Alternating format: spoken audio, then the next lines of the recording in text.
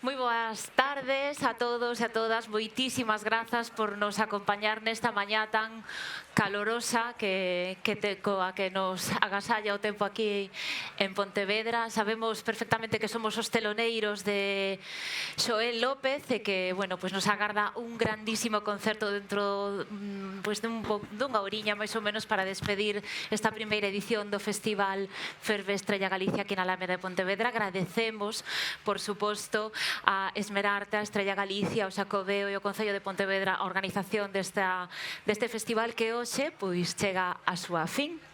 Durante 2 días estivemos falando aquí neste foro de gasto, de produción, de logística, de carburantes, de seca, tamén de diversidade climática, de variedades locais, de tradición, de respeto ambiental, de cuidados, de nutrición, de saúde e, sí, de felicidade. Por aquí pasaron e siguen pasando cociñeiros e cociñeiras, expertos e expertas en diversas disciplinas que puxeron en riba da mesa preguntas como cales son os superpoderes das variedades locais, era a charla coa que empezábamos onte pola mañá, como alimentamos os colectivos máis vulnerables da nosa sociedade, foi o que protagonizou o faladoiro da tarde, e agora mesmo, de seguido, se pode un restaurante contribuir ao desenvolvemento sostible da súa comunidade. Temos que lamentar a ausencia hoxe aquí da cociñeira valenciá Vicky Sevilla, que procedente de Sagunto, que nos ia acompañar esta mañá, pero está convalecente dunha pequena intervención cirúrxica, así que aproveitamos para lle mandar tamén un bico moi grande e unha pronta recuperación. Dende logo, a conversa que imos manter agora é unha preocupación, un eixo fundamental da filosofía do noso anfitrión, de Pepe Vieira, cociñeiro con estrela Michelin no seu restaurante ubicado nun envexable miradoiro sobre a ría de Pontevedra e ubicado na parroquia de Raxó, moi preto de aquí. Pepe, todos os aspectos da alimentación que abordamos nestes faladoiros de Ferve son os que dominan a conversa gastronómica na actualidade e que ocupan boa parte do relato e dos datos que se expoñen nos medios de comunicación como estamos vendo estes días, pero son, en realidade, conceptos como quilómetro cero, sustentabilidade, tradición, son o sentido común das cociñas de aldea. Bueno, efectivamente, ¿no? Esto... De un tempo a esta parte, como que todos os restaurantes ou desde o mundo da gastronomía, pois enviamos como esas mensaxes, non? Ou eses valores que todos os restaurantes e todos os cociñeiros falamos destas cousas, non? Ou destes valores. Por exemplo, o que estabas dicindo ti, non? O quilómetro cero, a sostenibilidade, por exemplo, tamén todo o que ten que ver coa parte de sostenibilidade na parte humana tamén do restaurante, bueno, en fin, un montón de a cocina de cercanía, bueno, todos estes conceptos que eu os definiría tamén como os conceptos modernos dos restaurantes. Son conceptos que, se os empezas como a escarbar un pouco, son conceptos rurais. Entonces, eu outro día, por exemplo, estaba falando con unhas das persoas que traballa comigo e que leva a parte máis económica da empresa e todo eso e tal, así falando me decía, a verdade é que ti, para montar este restaurante aquí, porque, eu teño un restaurante aí nunha aldea que se chama Serpe. Estamos vendo unhas imaxes, precisamente. Sí, efectivamente. Entón, unha aldea aí que ten 4 casas, podes te sentar ali a esperar que pase un coche, e o mellor, igual pasa un coche cada 3 ou cada 4 horas, non? Non hai nada, non, ali. Entón, a priori pode parecer unha tolería montar ali un restaurante, non? Pero se en realidade isto empezas a buscar cales son os valores que ti queres transmitir, como, pues eso, eses mismos valores dos que estábamos a falar, ¿no? De identidade, cercanía, produto kilómetro cero, en fin, etcétera, etcétera. Eu creo que o normal, o lóxico, estar nun ambiente rural, porque é o rural o que ten eses valores intrínsecos. Por lo tanto, creo que bueno, moitas veces o que se busca é normal, non? É a rentabilidade dos negocios. É o primeiro, digamos, que a primeira cousa que casi todo o mundo pensa. Pero cando, en vez de un negocio que montase un estilo de vida ou algo no que queres que perdure durante moitos anos, porque o que queres é vivir desa maneira, pois o mellor isto non é tan importante a rentabilidade como si todos os demais valores que che aporta estar nun ámbito bueno, pois rural, non? E a ti, Pepe, que naciches en Vigo, que foi o que che levou a Serpe hai máis de 20 anos? Podemos entendelo polo lugar e polas vistas, pero hai máis cousas. Bueno, pois precisamente iso, non? Que bueno, a ver, eu nacín en Vigo, pero creo que foi un error, non? Bueno, un error. Non é que fora un error, pero unha coyuntura. Unha coyuntura, non? Como a maioría da xente de Vigo, igual aquí non hai moita, pero bueno, pois a maioría da xente de Vigo somos dun pueblo, non sei ti, pero a maioría pois somos había xente do Morrazo, xente de, bueno, a zona de Carballiños. En Vigo hai xente de un montón de sitios, non? Pero a maioría somos dun pueblo. No meu caso, pois non somos de Raso, a miña familia é de Raso, de pai e de nai, pero meu pai era profesor nos Salesianos, o sea que ao final eu nacín ali porque, bueno, pois porque meus pais foron a vivir para ali. Pero como toda a xente de Vigo, pois tiñamos esa conexión sempre coa aldea e co pueblo. E, por lo tanto, para min isto sempre foi algo moi latente, algo que eu vivín sempre desde pequeno, e eu sempre quixen, bueno, destinar o meu tempo e a miña vida a vivir no meu pueblo. E, bueno, tamén é algo contrario á miña propia formación, porque eu formeime fora. Estuve traballando en Escocia, en Francia, en Inglaterra. Eu creo que, bueno, pois esa viaxe tamén hacia fora, pois faite ver que quizáis o importante, o que realmente che dá identidade, o sitio onde queres vivir, pois é o teu pueblo. Por lo tanto, que me levou a vivir ali? Bueno, pois é unha cousa moi normal, que pasa moitas veces nos pueblos, que o teu pai ten unha finca, che deis a finca para que fagas con ela, pois, para que empeces a túa vida. Por lo tanto, o meu pai deixoume unha finca e, bueno, pois, ali estou. Aí empezou todo. É moi normal.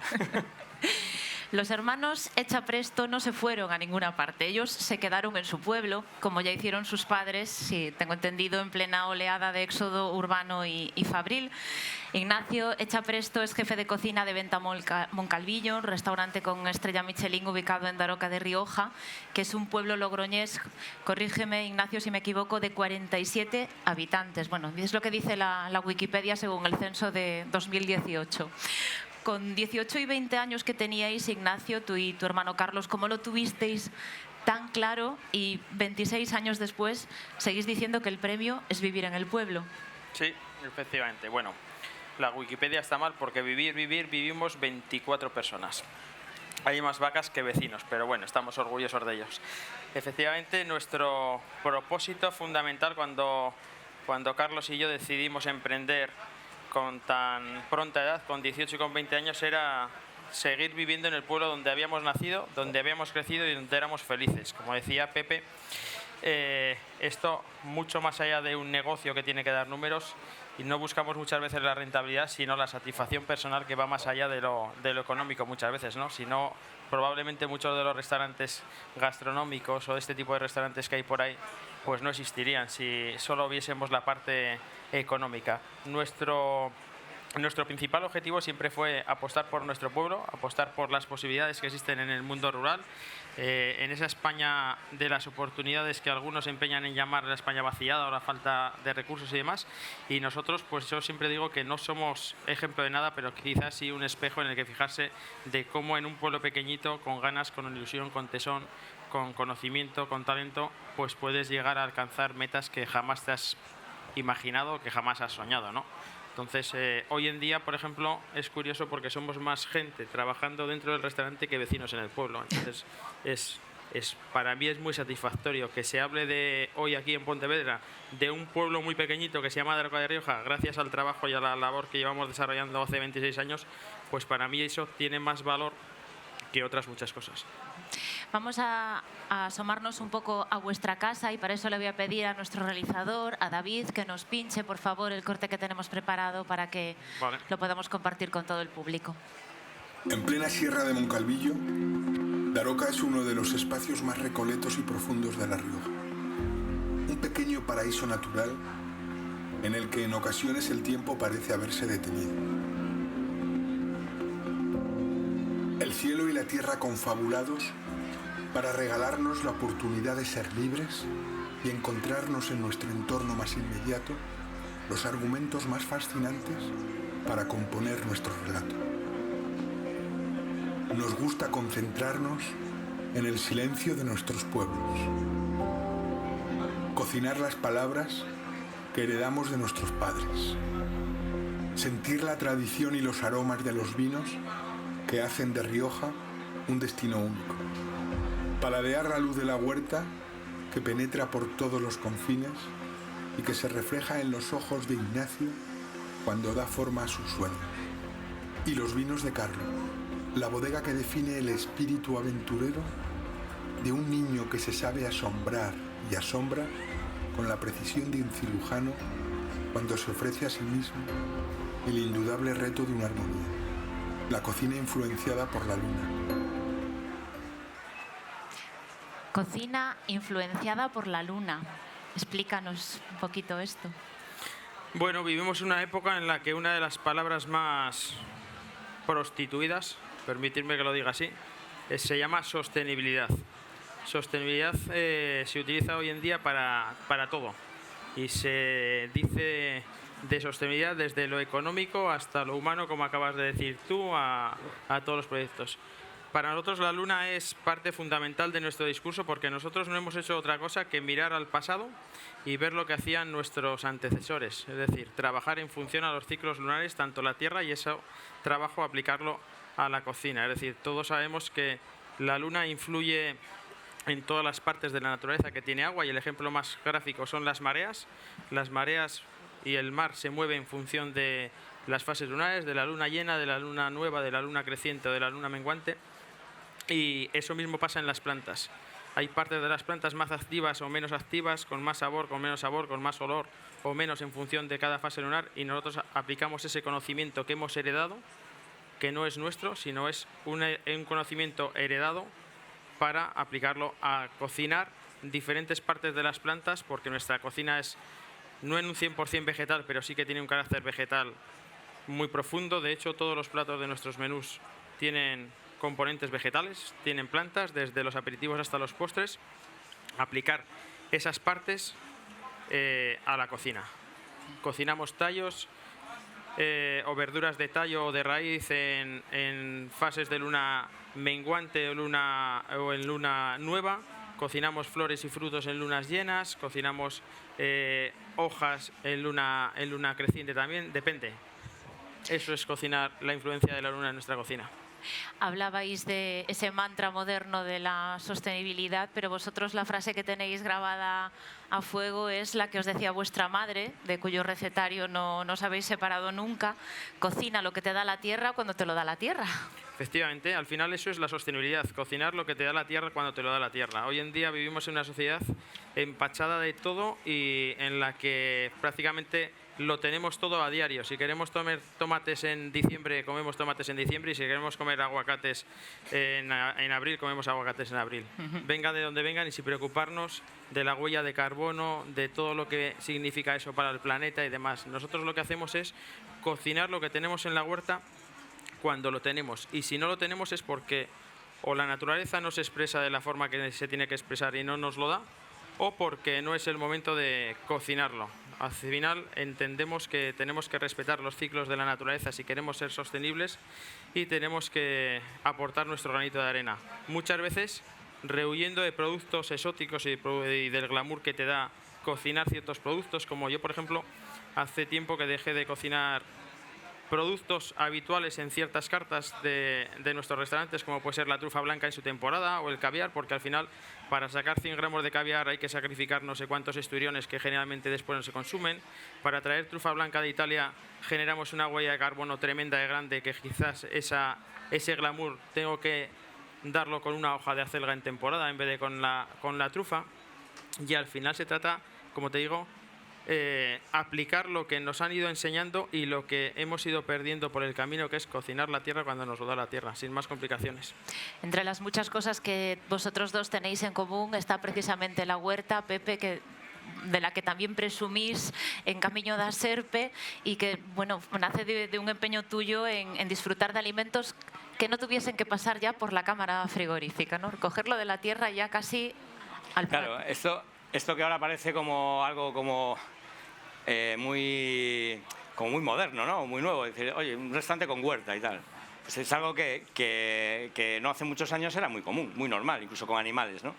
Hoy en día lo de los animales ya es algo tremendamente complicado y que yo creo que prácticamente nadie hace. Pero lo de la huerta es algo que hasta hace poco era muy normal. Entonces esto, bueno, nosotros empezamos a trabajar la huerta hace como, no sé, como 15 años aproximadamente y ha ido pasando por distintas fases. Pero bueno, como resumen de esto, yo creo que sí, que quizás hay una pérdida en el sentido de que, bueno, una persona normalmente cuando vivimos en una huerta, lo que te da es la posibilidad de coger un producto y que no pase por la cámara frigorífica. Y eso es una diferencia muy grande. Poder consumir un producto sin que, con el punto de maduración exacto y con el punto de humedad exacto, de hidratación exacto, es completamente distinto. Yo muchas veces pongo el ejemplo es un ejemplo muy normal y muy naif, pero es el ejemplo de una fresa. Una fresa, cuando cultivas fresas, y seguro que mucha gente las cultivará y mucha gente sabrá de lo que hablo, cuando tú coges una fresa y la comes de recién cortada, no tiene absolutamente nada que ver en el sabor con una fresa que viene del supermercado y que pasó no sé cuánto tiempo en la cámara frigorífica, incluso algunas maduraron en la cámara frigorífica y tal. Esto, que es un ejemplo como muy así a lo bestia, es el resumen de quizás lo que nos aporta el huerto, ¿no? Que era un poco lo que se hablaba antes, que al final es casi sentido común, ¿no? Porque, bueno, pues, es vivir pegado o querer vivir con lo que está a tu alrededor y querer sacar esto fruto y sacar potencia de lo que tienes a tu alrededor. Entonces, al final, lo que hablábamos también y lo que del tema de la sostenibilidad, y es verdad que ahora es como que la sostenibilidad ha pasado casi de ser un valor a ser la misión del restaurante, ¿no? Yo en esto muchas veces incido mucho, porque es como, no es la misión es dar de comer a la gente y, bueno, en nuestro caso, intentar que la gente se emocione con la comida que nosotros hacemos. Si en ese camino lo podemos hacer de una manera sostenible, pues perfecto, muchísimo mejor. Pero el objetivo no es ser sostenibles, el objetivo es emocionar a la gente con la comida. Ahora, creo que no se debería de confundir esos conceptos entre lo que es la misión del restaurante y lo que son los valores. La sostenibilidad es un valor muy en alza y que debe de ser parte de nuestra puesta en escena o de nuestro trabajo. Pero como también lo es la identidad, como también lo es el kilómetro cero, como también es otra serie de valores. Ignacio, vosotros acabas de decir aportar el glamour con una acelga. En vuestro caso, uno de vuestros éxitos también son los postres de verduras. Sí, bueno, al final nosotros hace ya un tiempo que apostamos por la cercanía, ¿no? Por cocinar lo que más cercano tenemos. No somos un restaurante que renunciemos a nada, aunque sí que este año, en base a muchas cosas, es el primer año que en uno de nuestros menús hemos suprimido el pescado. Y estoy en Galicia y decir que suprimir el pescado igual me sacan a gorrazos, pero bueno, entendemos que tenemos productos muy buenos, muy desconocidos en nuestro entorno, que le aportan mucho valor a una propuesta con mucha personalidad. Y dentro de esa propuesta con mucha personalidad está esa apuesta por los vegetales como parte fundamental de nuestros postres. Poder comerte un pimiento verde en forma dulce, aprovechando todo el potencial y todos los azúcares propios de la verdura, o una espinaca o una calabaza. Todo esto nació de una idea muy sencilla, que es haciendo hace 5 o 6 años una interpretación muy personal de un carrot cake, de una tarta de zanahorias.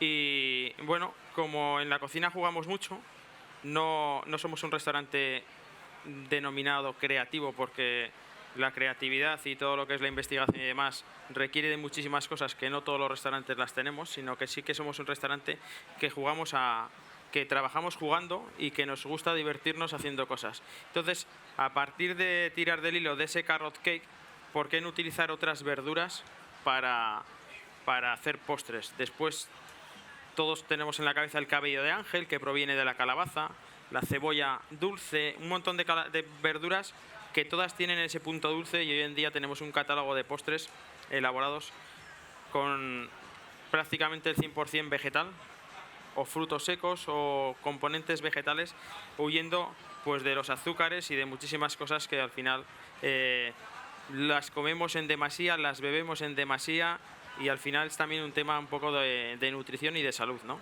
Sin ser nutricionistas y sin entender nada de nutrición y demás, el sentido común, como decía ahora mismo Pepe, pues es lo que te lleva a hacer este tipo de cocina. Cuando tú te comes un menú con 12, con 15 platos, pues necesitas algo muy liviano, muy ligero para terminar.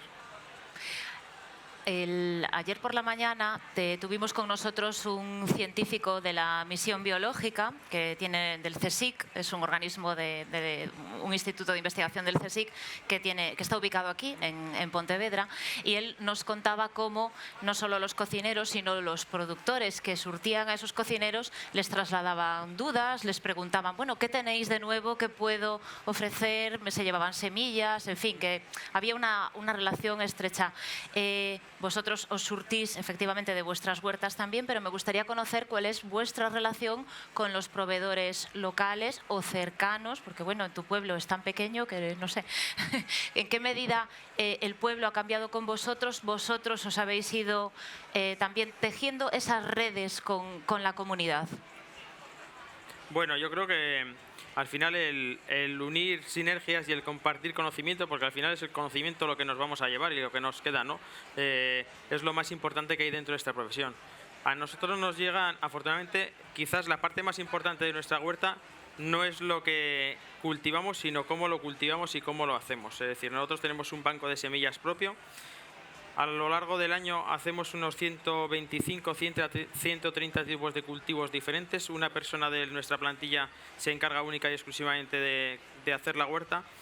Y en ese trabajo lo más importante es la recuperación de semillas y cómo se obtienen esas semillas. Siempre plantamos la misma semilla recuperada de un año a otro, porque las semillas, igual que nosotros, tienen su ADN, tienen su memoria, almacenan datos de dónde se han plantado, de las plagas, de todo lo que les ha afectado para su desarrollo. Y son nuestros propios clientes los que, después de entender ese discurso, después de comer, muchas veces nos traen semillas de latitudes lejanas, cercanas, que intentamos jugar con ellas, adaptarlas a la tierra, y va creciendo ese banco humilde de semillas. Y luego, pues, sabiendo escuchar, sobre todo lo más importante es saber escuchar a la gente que tiene la experiencia y el conocimiento que tú no tienes. Es decir, sobre todo gente mayor que ha trabajado la tierra, que ha cultivado, que ha cocinado un plato de cierta manera, y hoy en día parece que todos lo sabemos todo y que en Google aparece toda la información, y no es así. Mucha de la información se pierde porque no sabemos escuchar. Bueno, yo creo que el restaurante actúa, que es un poco también como el enfoque de esta charla, ¿no? Yo creo que el restaurante muchas veces actúa como nosotros, pues de alguna manera tenemos como la iniciativa de decir, bueno, quiero este producto y lo quiero de esta manera, ¿no? Porque hasta ahora me llega de esta otra manera, o el canal por el que me llega no lo entiendo, o no me gusta, o lo que sea, ¿no? Entonces, por ejemplo, voy a poner un ejemplo gráfico, ¿no? O sea, yo me acuerdo que, antes yo iba mucho al mercado y tal, y tú veías en el mercado a la señora que vende las verduras y no sé qué y tal, pero te dabas cuenta de que allí había mucho fertimón, ¿sabes? Mucho azufre. La gente normalmente para cultivar y para que te salgan las cosas bien, pues tienes que meterle mucha caña al producto para que los bichos no se lo coman, etcétera, etcétera, ¿no? Entonces, intentar hacer entender que a tu productor que no te importa que una manzana esté picada por un pájaro o que una fruta, no sé, ¿me entendéis? ¿No? O sea, que al final no se utilicen bueno, pues fertilizantes o no se utilicen productos que estropeen las verduras, las frutas o lo que sea. Entonces, en ese aspecto nosotros vamos trabajando con la gente pues para que de alguna manera empiecen a trabajar en la misma línea que nosotros. Esto en el caso de las verduras, pero pasa igual en el caso del pescado, pasa igual en el caso de las carnes, en fin, que al final intentamos transmitir nuestros valores a nuestros proveedores para que tengan los mismos que tenemos nosotros y por lo tanto, pues al final tengamos el producto que queremos. A veces no se consigue y nosotros, por ejemplo, en nuestro huerto no funciona tanto como un huerto de producción, porque al final nosotros tenemos 3.000 y pico metros cuadrados de huerto que, aunque quisiésemos, tampoco podríamos llegar a producir todo lo que consumimos, ¿no? Entonces tenemos que irnos a otros huertos. Entonces al final nuestro huerto funciona también como una especie de I+D de huerto, ¿no? Por llamarlo de alguna manera, que no es que sea eso exactamente, pero entonces, bueno, pues allí plantamos cosas que después le decimos a lo mejor al paisano que tiene un huerto un poco más productivo, decir, mira, queremos esto, lo queremos así, con esta semilla, este rollo, este tal, no sé qué, y entonces es un poco la manera de ir hilando o ir tejiendo una red de gente que nos va ayudando para que al final podamos conseguir lo que queremos. Yo creo que, haciendo alusión a lo que dice él, y en torno al hilo conductor de esta charla, de los restaurantes como dinamizadores de zonas rurales nosotros tenemos la suerte de ser la punta de la pirámide de lo que no se ve, es decir, somos el foco muchas veces mediático y demás donde se nos ve y se nos visibiliza nuestro trabajo, pero detrás nuestro hay una gran cadena de productores, de artesanos, de elaboradores, de gente que primero hay que saber valorar su trabajo y pagarlo, es decir, hay que pagar a la gente que cultiva la tierra, a la gente que te ordeña las vacas, las cabras y demás, y después muchas veces, en mi caso concreto, intentando buscar dentro lo que conseguimos fuera. Y voy a poner un ejemplo muy claro, muy gráfico. Yo el año pasado trabajé por primera vez en el restaurante La Mantequilla, algo que pues quizás cada vez está más de moda, que en Francia se hace mucho y demás, pero trabajé la mantequilla por primera vez porque encontré una mantequilla que a mí realmente me gustaba, que era una mantequilla con mucha personalidad, una mantequilla de cabra concreta, y la compraba en Córdoba. De repente dices, ¿qué sentido tiene utilizar mantequilla de cabra en Daroca si quizás a 20 kilómetros de mi casa hay una artesana que ordeña todos los días sus cabras y que no vende, y que solo vende la leche, elabora quesos, porque no hay nadie que le haya encendido la chispa para incentivarle a que haga una mantequilla como Dios manda? Y hoy en día, Alicia, de Queso Roca de Cabra, pues llevamos 7 meses detrás de conseguir una mantequilla pues con esa personalidad y esas características que se hace a 20 kilómetros de mi casa. Por eso digo que muchas veces hay que huir de la comodidad de lo que nos encontramos en el mercado, incentivar a los productores a que hagan cosas nuevas y diferentes, porque nosotros somos los que le tenemos que dar valor, le daremos esa visibilidad y quién sabe si en unos años, además de sus quesos, en el mercado puede estar su mantequilla, ¿no? Porque ha habido algún loco que ha apostado por incentivarle, por motivarle y por que emprenda un camino nuevo que puede o no tener recorrido, pero si no lo intentas, no lo consigues. Está claro.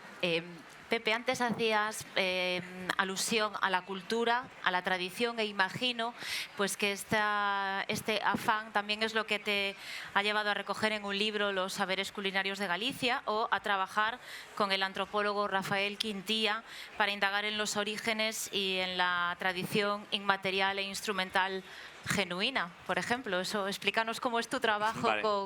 con Quintía. A ver, estamos hablando en todo momento de lo que nos rodea, ¿no? De las cosas que rodean al restaurante, quizás las más materiales, ¿no? Que son pues los alimentos, que son bueno, incluso las personas y tal. Pero hay una parte que muchas veces se nos queda como un poco atrás, que es todo lo inmaterial, que es la cultura que hay también alrededor, ¿no? Entonces, que eso es lo que al final forma también lo que es la tradición, ¿no? Entonces, nosotros intentamos ir un poco, también bucear ahí y ver qué es lo que hay, porque también es la manera de inspirarnos en hacer cosas que tienen que ver también con nuestro entorno, ¿no?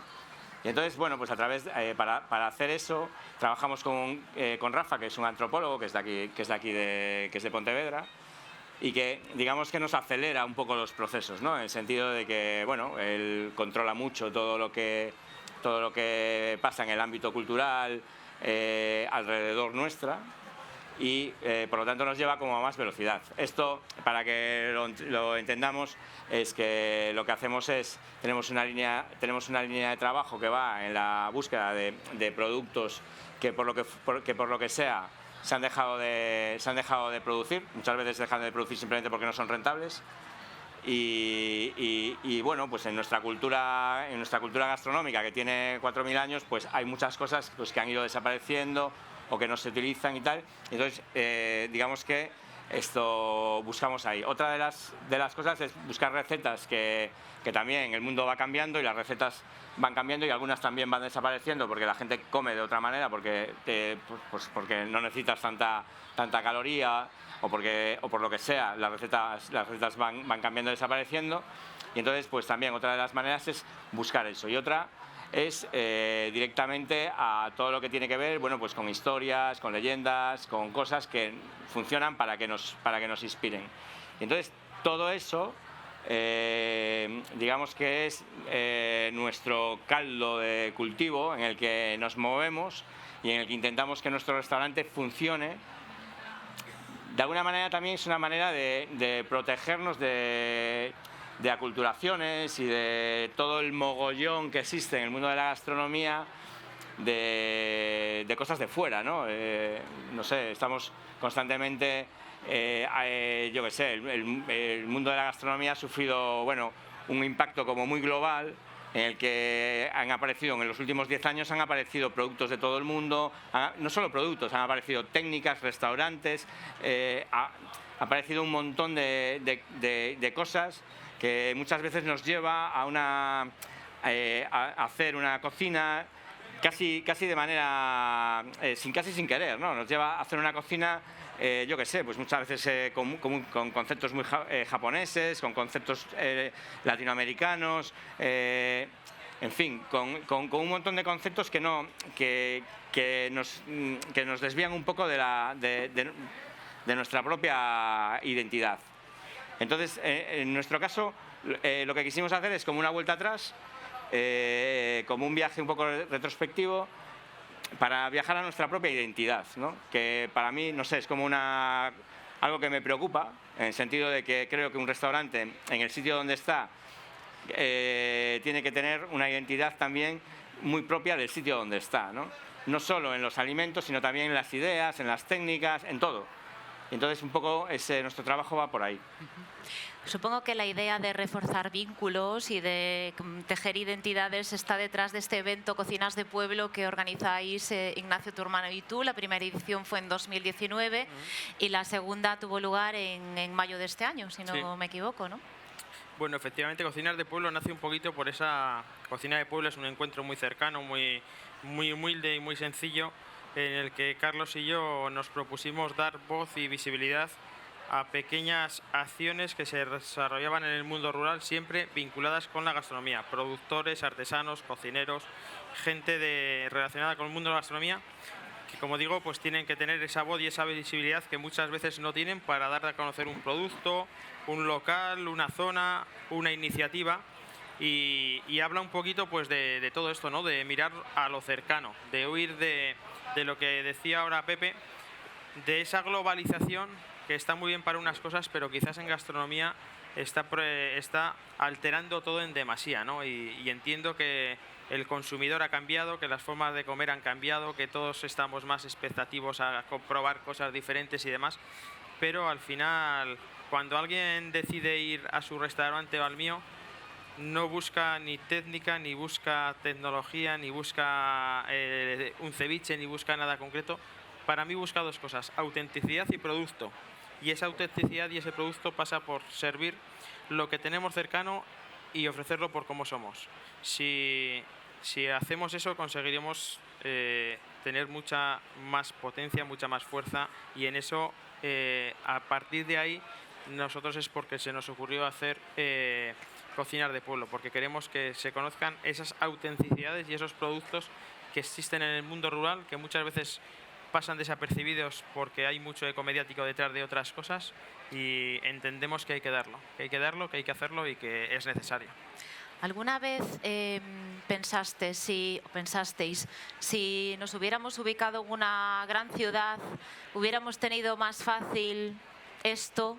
O no sé, ¿cuál ha sido tu mayor quebradero de cabeza en estos años, derivado del contexto de quizás de estar más distante de un gran centro logístico o de toma de decisiones, Ignacio? Bueno, afortunadamente no suelo pensar mucho, así que bueno, se ve que no, la verdad que nunca se me ha pasado por la cabeza el estar en una gran ciudad. Además, hemos tenido, como pues habrás tenido tú y demás, cantos de sirena y propósitos para estar en sitios muy atractivos y demás.